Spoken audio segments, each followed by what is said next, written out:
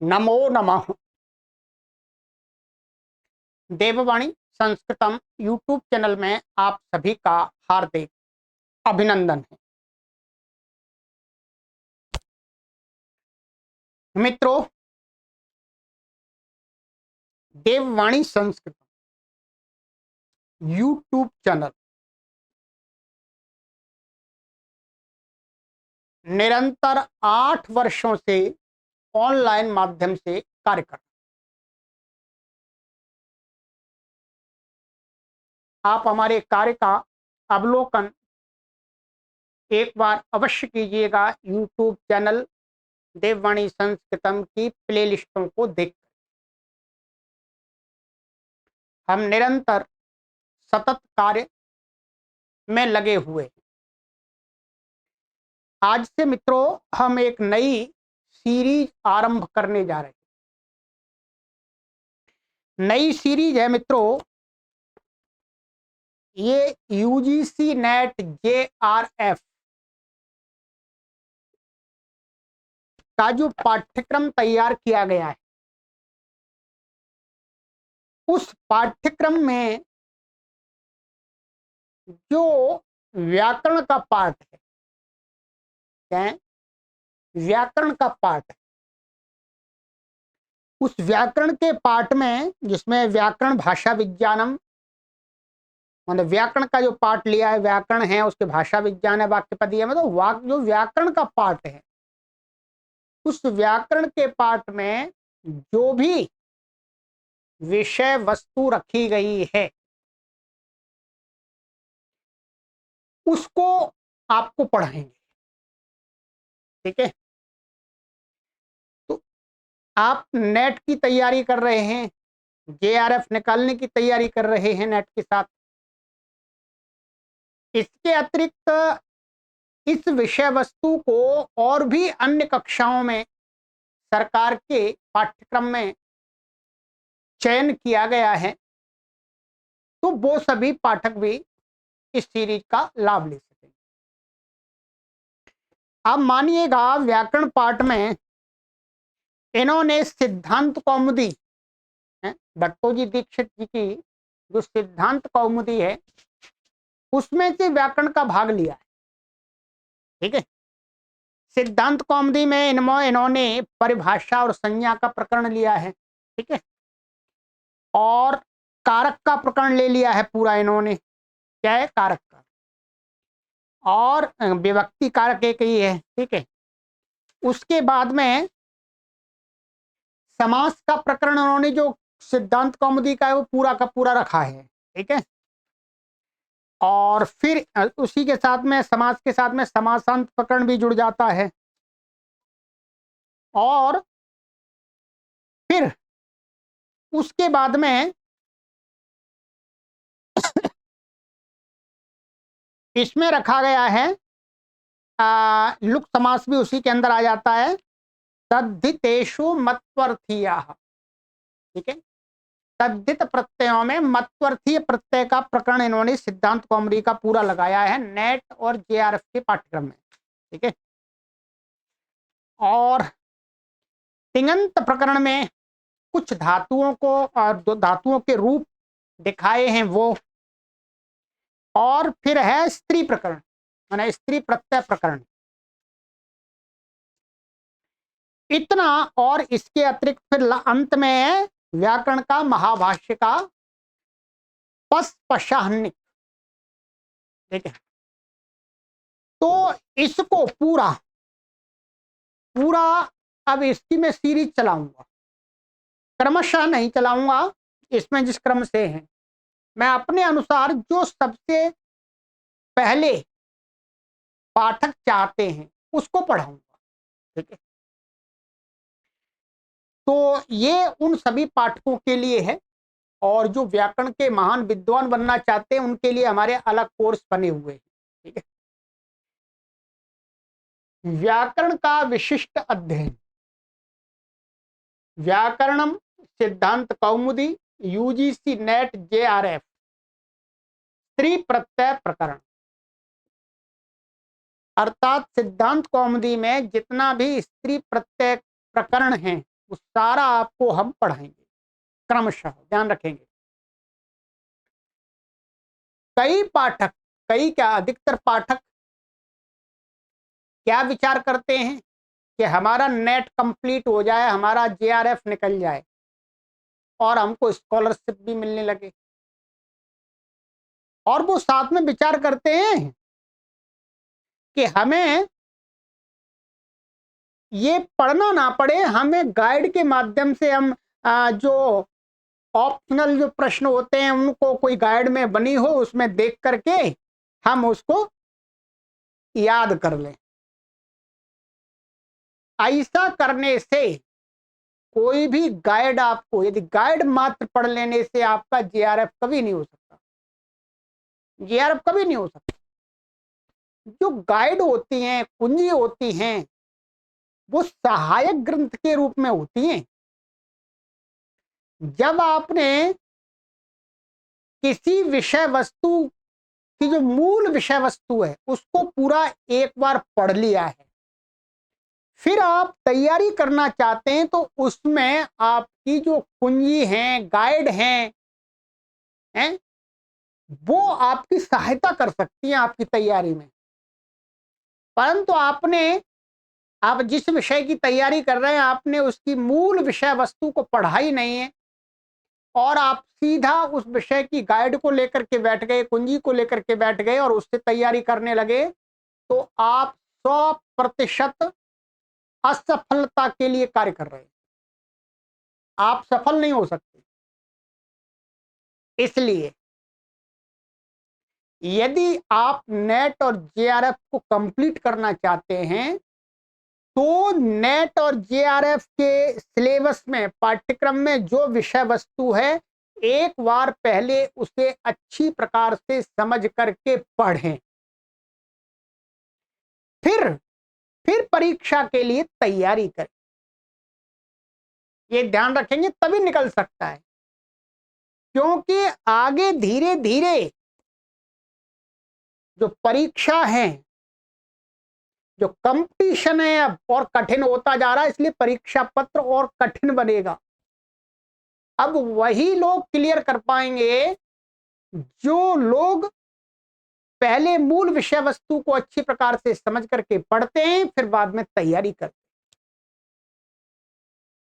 ठीक है, तो इस दृष्टि को ध्यान में रख करके, अपने पाठकों को ध्यान में रख करके, मैं इसके अंदर जो व्याकरण की विषय वस्तु है मूल, उसको मैं आपको अच्छी प्रकार से एक बार समझा के पढ़ा दूंगा।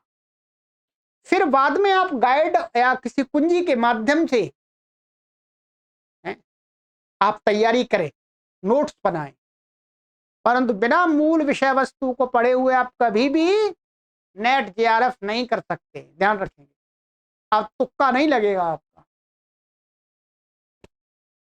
और आपको कल को पढ़ाना भी होगा। आपने नेट जेआरएफ निकाल लिया और आप प्रोफेसर बन गए या सहायक प्राध्यापक बन गए, आप लेक्चरर बन गए, आप तो आप छात्रों को पढ़ाना पड़ेगा इस पाठ्यक्रम को, तो कैसे पढ़ाएंगे हैं? तो आपको पहले अच्छी प्रकार से आपका पढ़ा हुआ होना चाहिए।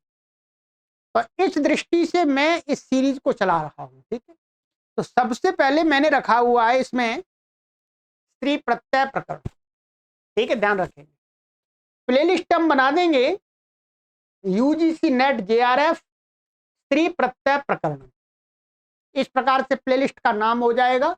उसी में सभी कक्षाएं आपको मिलती रहेंगी। इसके अतिरिक्त आप इन कक्षाओं को देववाणी संस्कृतम ऐप है उसके अंदर भी पढ़ सकते हैं। उस ऐप को डाउनलोड करने के लिए वीडियो के डिस्क्रिप्शन में मैंने लिंक रख दिया है, तो उससे आप ऐप को डाउनलोड कर लीजिएगा और वहां भी पढ़ सकते हैं। ठीक है, यूट्यूब चैनल पर जब पढ़ते हैं तो ऐड आएगी भाई बीच बीच में, तो कई लोगों को तो कोई परेशानी नहीं, कुछ लोगों को परेशानी होती है। तो ऐप के अंदर आप पढ़ेंगे तो ऐप के अंदर कोई ऐड नहीं आएगी, ध्यान रखिएगा। परंतु ऐप के अंदर आपको कोर्स के लिए कुछ थोड़ी सी धनराशि पे करनी होगी। ऐप की पॉलिसी के अनुसार आपको वहां पर कोर्स को पढ़ने के लिए थोड़ा सा पैसा खर्च करना, फिर वहां पर कोई ऐड नहीं मिलेगी। आप साथ में जो ये मैं पीडीएफ यहां पर पढ़ाऊंगा, ये पीडीएफ भी आपको वहां मिल जाएगी, वीडियो भी मिलेगी, पीडीएफ भी मिलेगी, और वहां कोई भी आपको डिस्टर्ब नहीं होगा, आप आराम से पढ़ सके। ठीक है, यूट्यूब चैनल पर भी आप पढ़ सकते हैं, कोई परेशानी नहीं। चलिए, साफ एकदम स्पष्ट शब्दों में हमने आपको बता दिया है। चलिएगा, अब आरंभ करते हैं। आज की हमारी प्रथम कक्षा है, और कोई कठिनाई आपको आती है तो आप हमसे इन व्हाट्सएप नंबरों पर संपर्क कर लें। ये देववाणी संस्कृतम के 2 व्हाट्सएप नंबर, ठीक है। यदि आप वास्तव में निकालना चाहते हैं नेट और जेआरएफ, तो मैं आपसे अवश्य कहूंगा कि आप हमारे द्वारा तैयार की गई इन सीरीज को अवश्य पढ़ लें, एक बार अवश्य पढ़ लें। 100% आप सफलता प्राप्त कर लें। ठीक है, चलिए,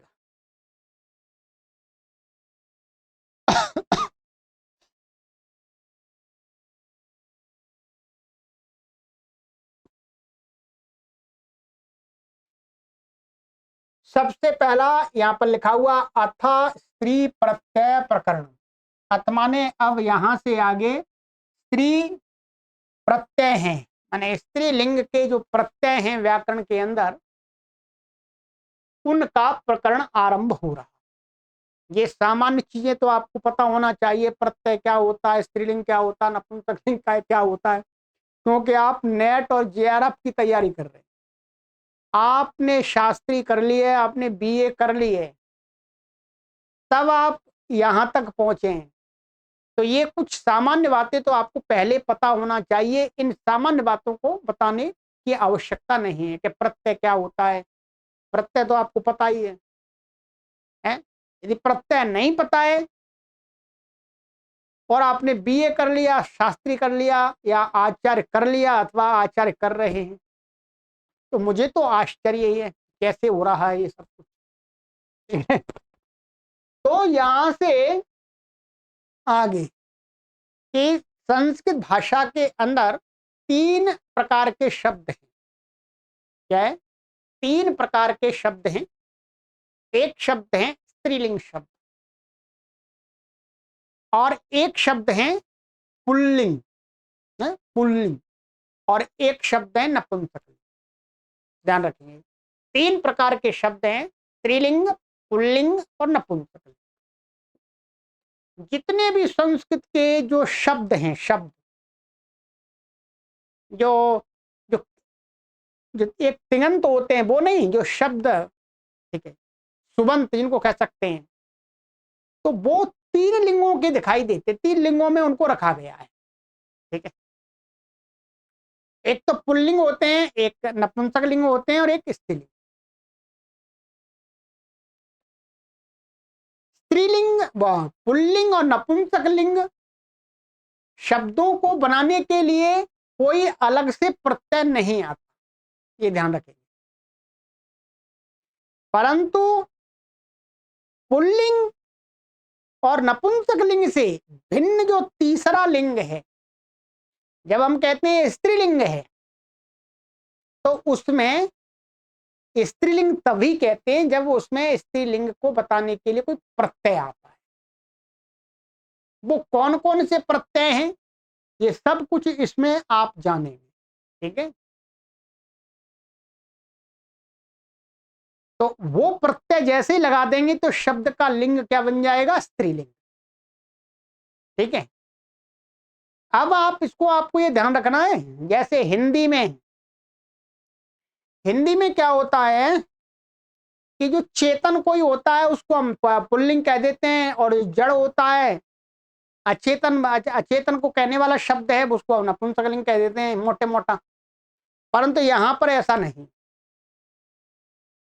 यहां पर तो शब्दों का, चाहे वो जड़ हो सकता है, चेतन हो सकता है, कुछ भी हो सकता है, दृश्य हो सकता है, अदृश्य हो सकता है, उसके लिए पुल्लिंग शब्द भी हो सकता है, नपुंसकलिंग शब्द भी हो सकता है, स्त्रीलिंग शब्द भी हो सकता है। ठीक है, ये ध्यान रखेंगे, क्योंकि हिंदी जब पढ़ते हैं तो हमारे दिमाग में ऐसा हो जाता है कि पुल्लिंग शब्द और स्त्रीलिंग शब्द है तो इसका मतलब उस चेतन को कह रहा है। यहाँ संस्कृत में ऐसा नहीं है। ठीक है, यहाँ तो शब्द हैं, उनका लिंग बता दिया है कि ये स्त्रीलिंग शब्द है, ये पुल्लिंग है, नपुंसकलिंग। ठीक है, तो अब हमें समझना है स्त्रीलिंग शब्द कौन कौन से हैं, अर्थात स्त्रीलिंग शब्द किस प्रकार से हम पहचाने, उनकी पहचान क्या है। ठीक है, चलिएगा, तो सबसे पहले यहां पर इन्होंने ये सूत्र है, ये महर्षि पाणिनि की अष्टाध्यायी है जो उसी के हैं।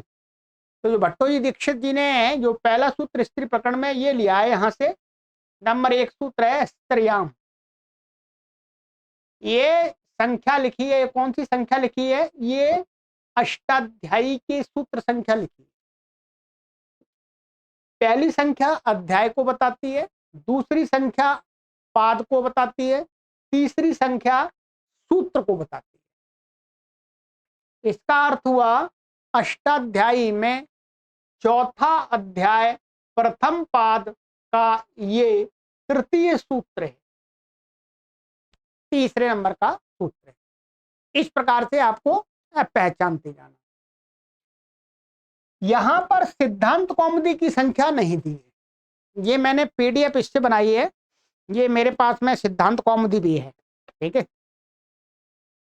ये ठीक है, इसमें इसमें जो संख्या है इसकी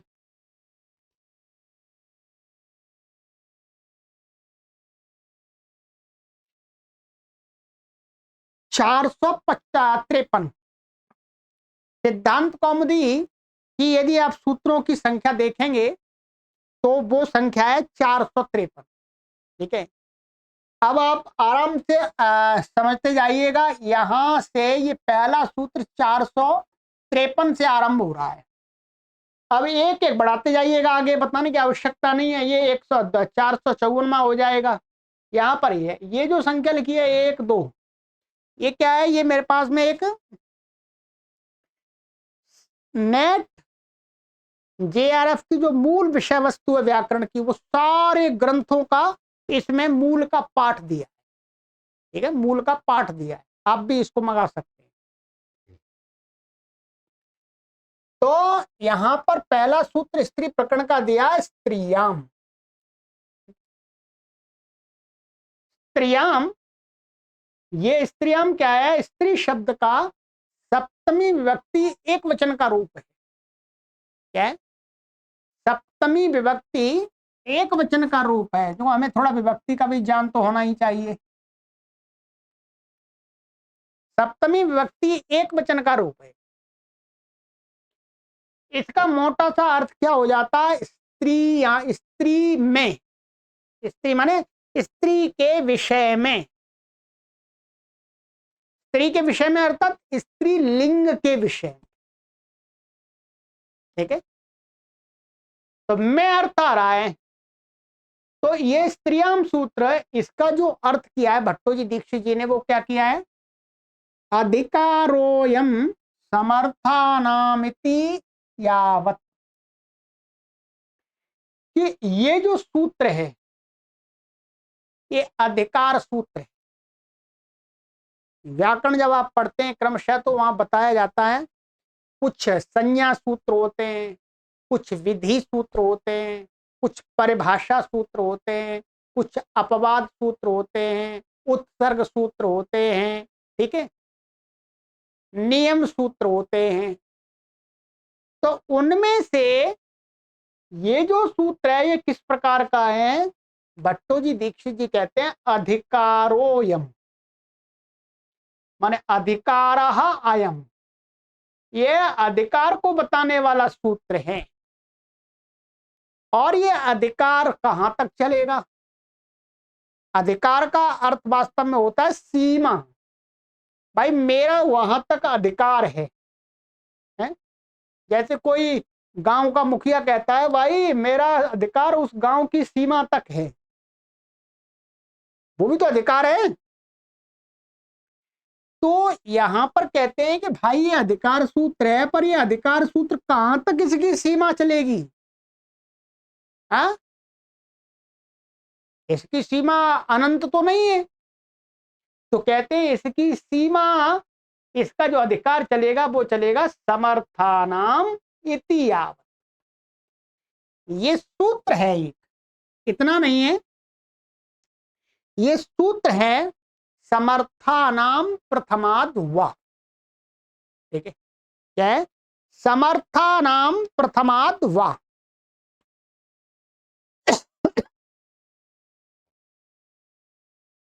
ये चौथे अध्याय के प्रथम पद का 81वां सूत्र है, ये वाला। ऐसा नहीं है, समर्थानाम प्रथमाद वा। एक तो ये क्या है, 4 1 और ये है 81।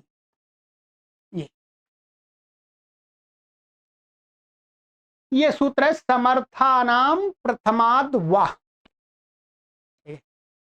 उससे पहले पहले, माने इस सूत्र से, माने इस सूत्र तक, माने इस सूत्र तक का अर्थ है इस सूत्र को छोड़ करके इससे पहले पहले स्त्रियाम का अधिकार चले। अर्थात कोई भी बात कहेंगे तो कहेंगे स्त्रियाम, स्त्रीलिंग में, ये अर्थ आएगा। ठीक है, समझिएगा आराम से। तो अधिकारो यम समर्थानाम इति यावत्, माने समर्थानाम इति माने सूत्र तक से मतलब उस सूत्र से पहले पहले तक है। ठीक है,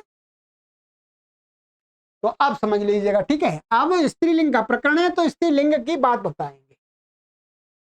अब आता है हमारा सूत्र। ठीक है,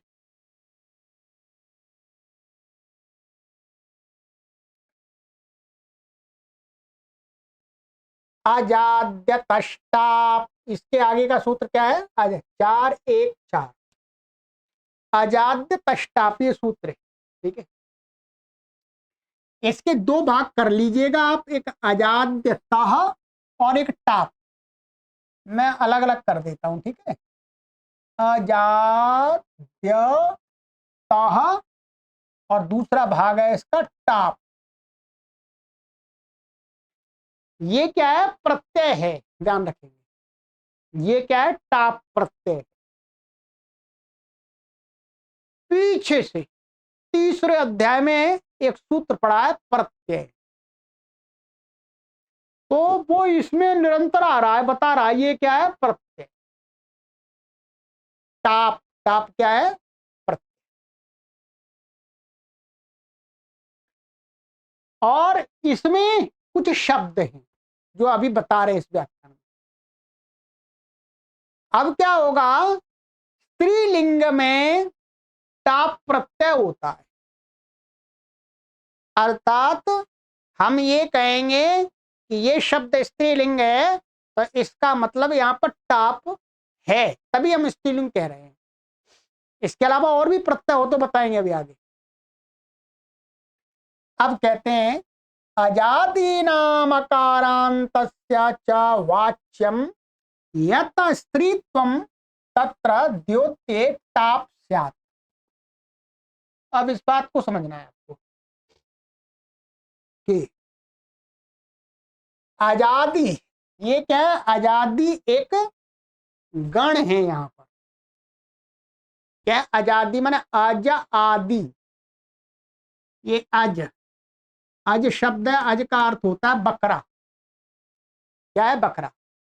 तो अज आदि शब्द है, मैं बता दूंगा अभी आपको कौन कौन से शब्द हैं। ठीक है, या इसमें भी देखेंगे।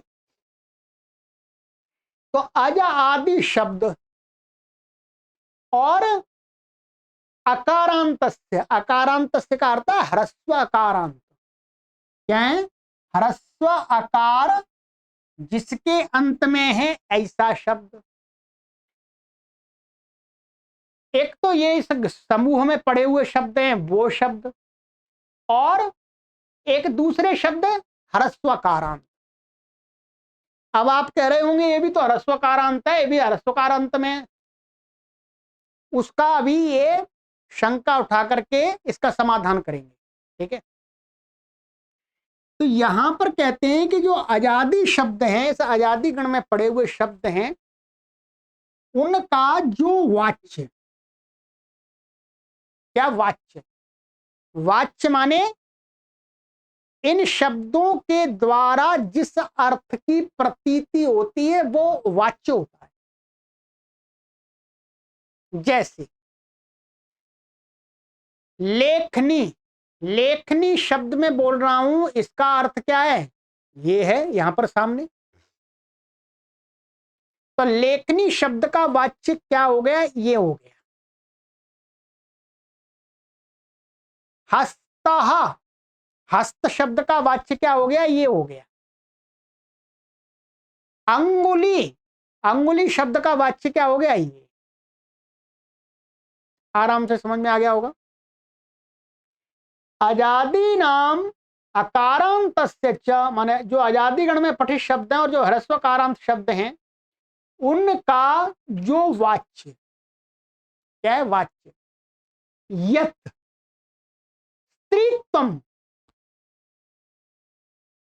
जो वाच्य है यदि वो उसके अंदर स्त्रीत्व है, क्या है, अर्थात स्त्रीत्व उसके अंदर है, स्त्रीत्व माने स्त्रीत्व की प्रतीति हो रही है, तो कह तत्र, तत्र माने उस शब्द, इन शब्दों से, इन शब्दों में द्योत्ये, द्योत्य का अर्थ है माने द्योतित होने योग्य होने पर, माने द्योतित होने योग्य होने पर उस शब्द, इन शब्दों से टाप स्यात्, टाप प्रत्यय होता है। अब ये ध्यान रखेंगे, जो भी मानिएगा ये शब्द ले लिया,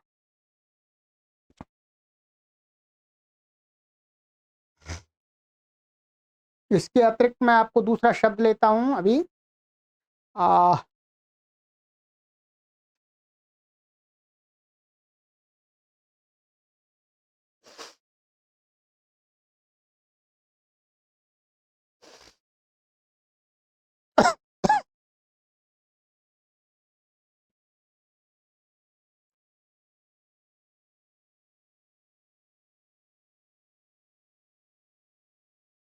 चलिए यही ले लीजिएगा, अज शब्द है।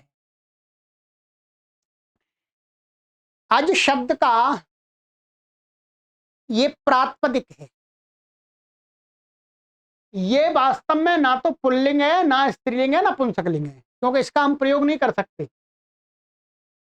ये क्या है, प्रातिपदिक, ये प्रातिपदिक है। प्रातिपदिक, इसके अंदर ये शब्द बकरे को भी कह सकता है, बकरी को भी कह सकता है, और एक बकरा है, दो बकरा है, तीन बकरा है, चार बकरे, उनको भी कह सकता है। ठीक है, और माने ये शब्द, इसका अर्थ ये प्राणी है, ये भी हो सकता है। तो ये कहते हैं कि इनका जो वाच्य, यह वाच्यम यत स्त्रीत्व, जो स्त्रीत्व माने इन शब्दों का जो वाच्य है वो क्या होना, स्त्रीत्व, तत्र द्योत्ते माने स्त्रीत्व को बताने के लिए, स्त्रीत्व को बताने के लिए कि इसका, इसका अर्थ यहां पर स्त्रीत्व है, ऐसा बताने के लिए टाप होता है। अर्थात ये अज शब्द है और हमें बकरी को कहना है, बकरी को कहना है, तो अब बकरी स्त्रीत्व है, तो अब ये स्त्रीत्व हाँ, अब हम इससे टाप लगा रहे हैं। अर्थात इस शब्द में जो स्त्रीत्व अर्थ था उसको बताने के लिए क्या लगा देते हैं? टाप। टाप से अर्थ टाप हो गई। टाप का अर्थ नहीं वास्तव में, जैसे यहां पर एक उदाहरण देते हैं कि मानिएगा एक कमरा है, कहीं एक कमरा बना हुआ है, उसमें बहुत सारी वस्तुएं रखी हुई हैं, उसमें बहुत सारी वस्तुएं रखी हुई हैं और वहां पर उस कमरे के अंदर प्रकाश आने के लिए कोई स्थान नहीं, अंधकार है। कोई व्यक्ति रात्रि में जाता है, रात्रि में घोर अंधेरा होता है, प्रकाश आने की कोई संभावना ही नहीं होती, तो वहां जाता है तो उसको कुछ दिखता नहीं है,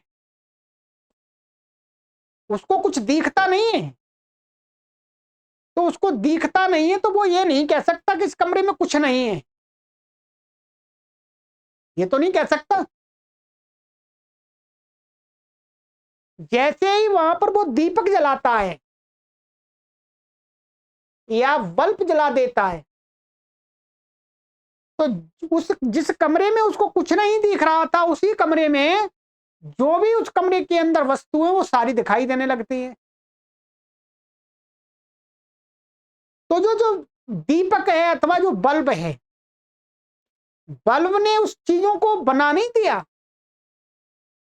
चीजें तो पहले ही उस कमरे में विद्यमान थी,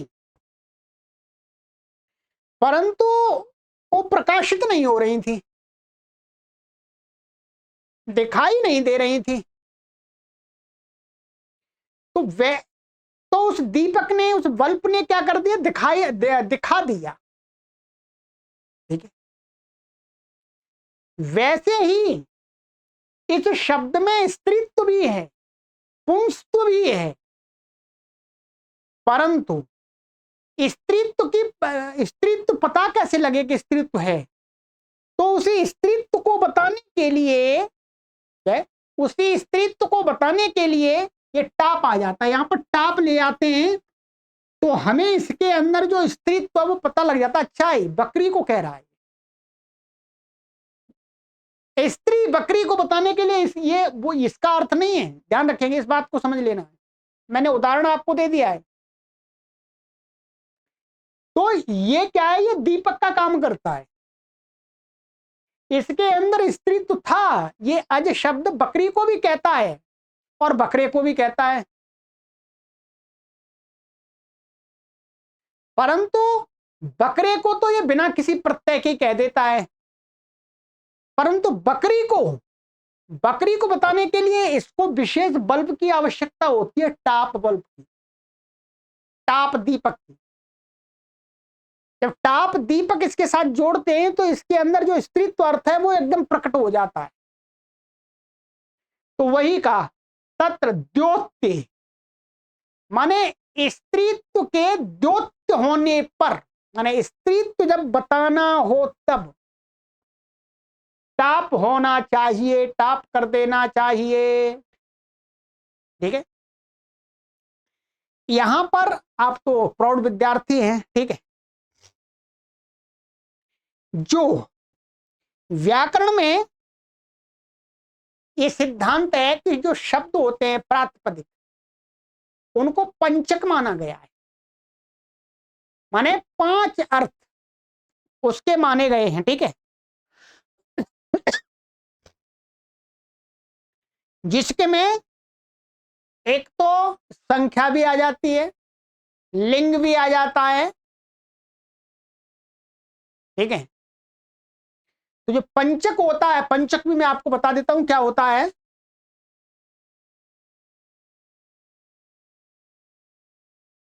जो प्रातिपदिक होता है, प्रातिपदिक के व्याकरण में ये अर्थ माने गए हैं कि प्रातिपदिक पंचक होता है, अर्थात सत्ता, द्रव्य, लिंग, संख्या, कारक, ये प्रातिपदिक के 5 अर्थ माने गए हैं। प्रातिपदिक माने ये मूल प्रातिपदिक, जैसे ये आ जाओ। ठीक है, इसके अंदर लिंग भी है,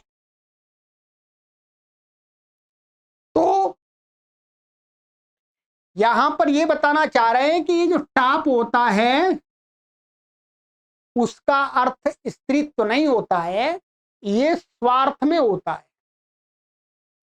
स्वार्थ माने इसी के अर्थ को बताने के लिए होता है। स्वार्थ, स्वार्थ का माने बस इसी के अर्थ को, इसका कोई नया अर्थ नहीं होता, इसके अंदर ही जो स्त्रीत्व है उसको प्रकाशित करने के लिए होता है। ठीक है, इसको पंचक कहते हैं। इसको अभी समझाना नहीं है मुझे, मैंने बस लिख के बता दिया, इसको ही पंचक कहते हैं। जो कोई भी प्रातिपदिक होता है वो पंचक होता है, उसके अंदर सत्ता और उसका द्रव्य और लिंग संख्या कारक, ये 5 चीजें होती हैं। ठीक है, तो यहां पर टाप से टाप होता है, और ये टाप का ये ध्यान रखेंगे, स्त्री टाप का अर्थ नहीं है, ये तो टाप तो स्वार्थ में हो रहा है। ठीक है, ये यहां पर इन्होंने बता दिया। अब आगे बता रहे हैं कि अजाद्युक्तिर्गीपो गीशश्च बाधनाय। यहां पर आगे उदाहरण इन्होंने दिए हैं, ये आगे बताएंगे, जैसे आजादी है। अब यहां पर ये शंका उठाते हैं कि जो आजादी शब्द हैं, क्या आजादी गण, आजादी से जो शब्द है आजादी, वो उनकी उक्ति, आजादी शब्दों की उक्ति माने कहना, आजादी शब्दों को यहां पर कहना गीप और गीश, आगे स्त्रीलिंग को बताने के लिए गीश और गीप ये प्रत्यय होंगे। ठीक है, क्या होंगे, ये प्रत्यय होंगे। जैसे मानिएगा ये है वयसी प्रथमे, आगे सूत्र आएगा वयसी प्रथमे, कि प्रथम वयस को बताने के लिए गीप होता है, और ये जाते रस्त्री विषयाद योपदात से गीश होता है। तो ये जो आजादी शब्द हैं, आजादी, उन शब्दों से गीप ना होवे, गीश ना होवे। जब बकरी को कहना हो, घोड़ी को कहना हो, तो जाति मान करके अथवा वयस आदि को मान करके जो आगे सूत्र हैं जो पढ़ेंगे, जिनको हम पढ़ेंगे, वो वाले सूत्रों से गीप और गीश ना हो जावे, इसलिए यहां पर इसको कहा है। ध्यान रखें, ये बात कब उठी है, इनकी बात ये तब उठी है कि भाई ये अज शब्द है, अज, अब ये अज शब्द है, ये यहां आपने कहा आजादी नाम और अकारांत नाम, तो ये अकारांत तो है ही, अकारांत कहने से ही इसका भी ग्रहण हो जाता, आजादी पढ़ने की आवश्यकता क्या है, उसका उत्तर दे रहे हैं कि आजादी अलग से इसलिए पढ़ा है क्योंकि इनसे आजादी गण में पड़े हुए ह्रस्वकारांत शब्दों से किसी भी अवस्था में गीप और गीश आदि ना हो।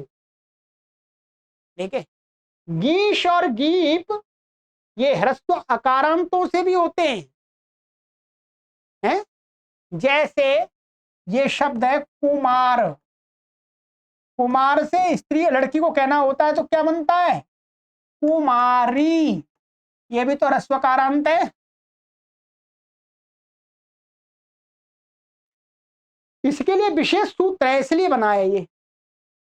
तो यदि ह्रस्वकारांत कहते तो क्या है, जाति लक्षण मान करके अथवा वयस आदि की प्रतीति होने पर अकारांत को, जिस प्रकार से यहां पर कुमारी बन गया, गीप हो गया वयसी प्रथमे से, वैसे ही अजा आदि को भी हो जाता, वो ना हो। अब आजादीगण में जो शब्द पढ़ दिए वो ह्रस्वकारांत होने पर अब स्त्रीत्व को बताने के लिए कोई दूसरा प्रत्यय नहीं होगा, कौन सा प्रत्यय होगा, केवल टाप।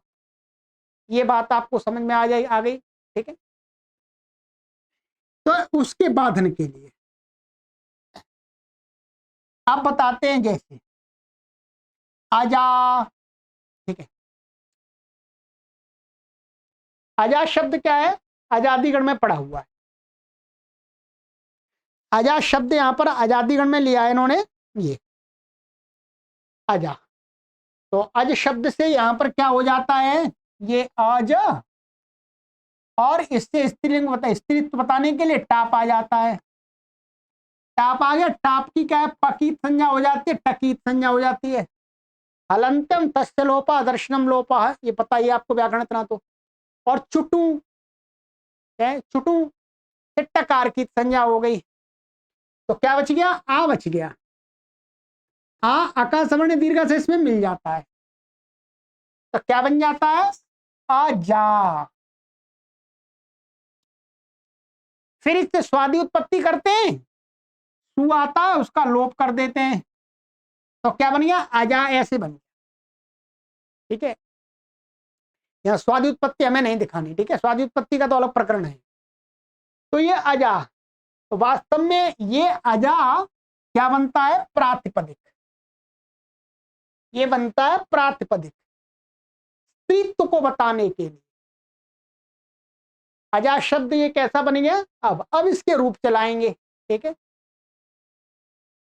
जो 21 प्रत्यय होते हैं व्युत्पत्ति करते हैं, वो आगे आ गया प्रकरण। तो ये हो गया अतः खट्वा, अतः का अर्थ है ह्रस्वकारांत, यहां पर ये ह्रस्वकारांत लिया है ना, अतः। तो ये अत तपर्कण करके यहां पर अत माने ह्रस्वकारांत शब्दों से पंचमी का रूप है, ये अतः वो वाला नहीं है, इसलिए अतः माने इसलिए, वो अर्थ नहीं है, ध्यान रखेंगे। अतः माने ह्रस्व अकारांत शब्द से उदाहरण दे रहे हैं, खट्वा। तो यहां पर क्या है, खट्व शब्द है, क्या है, खट्व, खट्व है, खाट को कहना है, इसके स्त्रीत्व इसके अंदर विद्यमान है, तो टाप आ जाएगा तो खट्वा बन जाएगा। अजादि भी स्त्रीत्वस्य विशेषणान नेह पंचाजी। अब ये बातें समझने की है, ठीक है। कुछ अब यहां पर कहते हैं कि अजादि भी स्त्रीत्वस्य विशेषणात्, आजादियों के द्वारा, आजादी माने यहां पर जो आजादी शब्द हैं, आजादी शब्द हैं, अकारांत शब्द हैं, उन शब्दों के साथ के द्वारा स्त्रीत्व का, स्त्रीत्व के विशेषणात्, माने स्त्रीत्व के ये विशेषण हैं। कैसा कि स्त्रीत्व माने आजादी शब्दों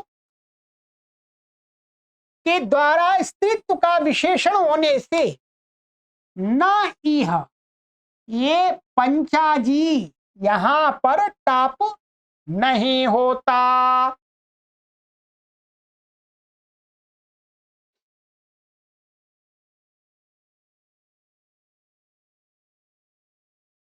तो जैसे इस बात से ये बता रहे हैं कि यहां पर ये जो कहा है कि आजादी नाम वाच्यम यत स्त्रीत्व, कि जब ये अज आदि शब्द हैं, अर्थात स्त्रीत्व माने, स्त्रीत्व माने स्त्री अर्थ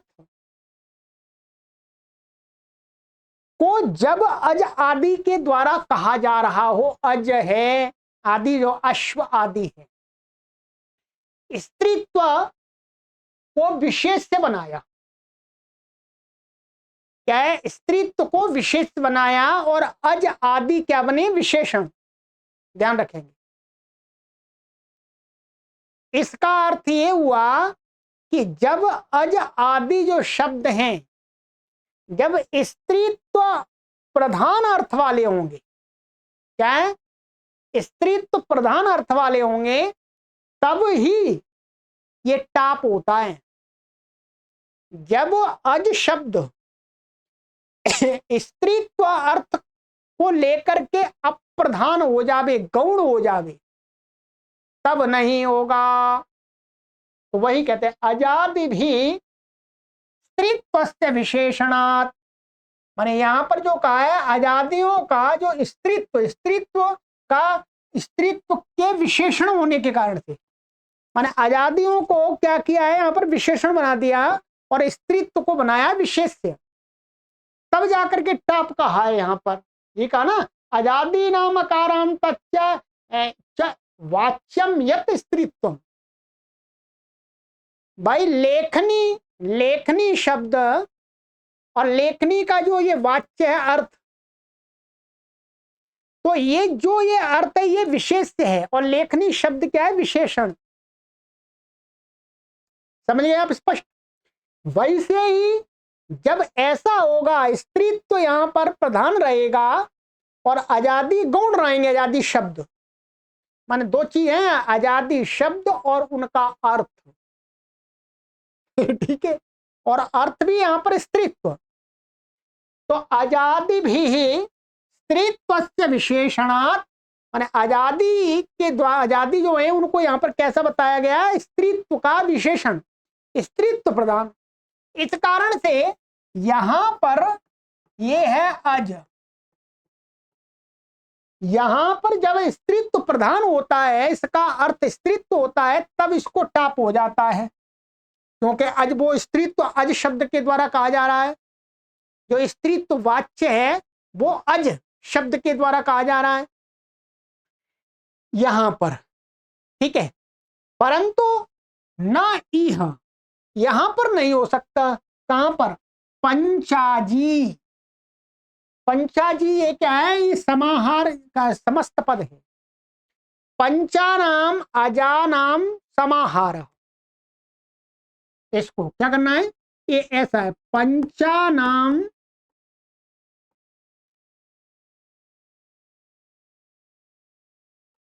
अजानाम समाहारः,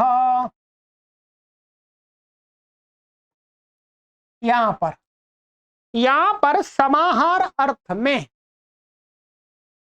समाहार अर्थ में समास होता है पंच शब्द का और अज शब्द का, ध्यान रखेंगे, पंच शब्द का और अज शब्द का। तो ये क्या बनता है, ये यहां पर ऐसा बन जाता है पंचाज, अब पूरी सिद्धि नहीं आपको यहां करानी, केवल समझाना है, पंचाज, ये पंचाज क्या है, 5 बकरियों के समूह को कह रहा है, 5 बकरियों को नहीं कह रहा, ध्यान रखेंगे, 5 बकरियों के समूह को पंचाजी कहा जाता है, पंचाजी है।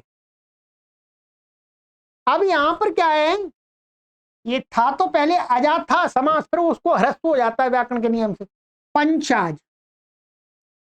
अब यहां पर क्या है, एक नियम बनाया है वार्तिक, वार्तिक के द्वारा कि अकारांतोत्तर पदो द्विगु स्त्रियाम इष्टः,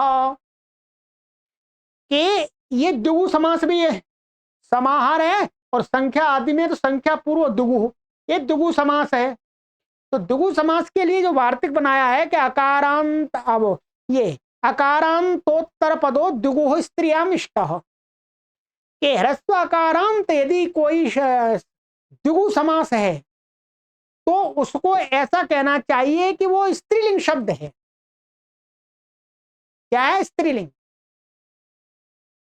अच्छा जी, अब स्त्रीलिंग शब्द है तो ये भी क्या द्विगु समास है ये, और द्विगु समास होने पर इसमें जो स्त्रीत्व लाया जा रहा वार्तिक से, वार्तिक से स्त्रीत्व। अब कोई कहे कि ये जो अज शब्द है, अज शब्द को मान करके हम यहां पर ये कर देंगे, तो कह रहे नहीं हो सकता।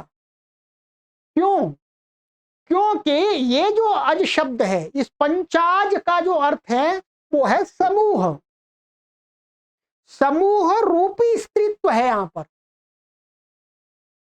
और इस जो अज शब्द का अर्थ था यहां पर वो स्त्रीत्व प्रधान माने बकरी को कह रहा था, अर्थात यहां पर ये गौण हो गया है, यहां पर जो अज शब्द है वो स्त्रीत्व प्रधान अर्थ को नहीं कह रहा। अब स्त्रीत्व प्रधान अर्थ को कौन कह रहा है? ये पूरा समूह। इसलिए अज शब्द को कहा हुआ स्त्रीत्व वाच्य होने पर जो टाप का है वो नहीं होगा यहां पर। क्या है? वो यहां पर नहीं होगा। ठीक है, नहीं होगा। अब क्या होगा? अब एक सूत्र है आगे, द्विगोहो, इसी प्रकरण में पढ़ेंगे। द्विगोहो के ह्रस्व अकारांत द्विगु समास जो शब्द है उससे स्त्रीत्व कहने के लिए गीप होता है। क्या होता है? गीप। यहां गीप होगा, टाप नहीं होगा। क्या है? टाप नहीं होगा। तो इसलिए कहा है कि यहां पर अज शब्द स्त्रीत्व प्रधान वाला नहीं है। यहां स्त्रीत्व प्रधान तो पूरे की है, पंचाज की। इसलिए स्त्रीत्व प्रधान अज को कहा हुआ जो टाप है वो यहां नहीं होगा। तो न इह भवती, यहां नहीं होगा। ये बात आपको चिंतन करके सोचनी पड़ेगी। ठीक है, ये हो गया।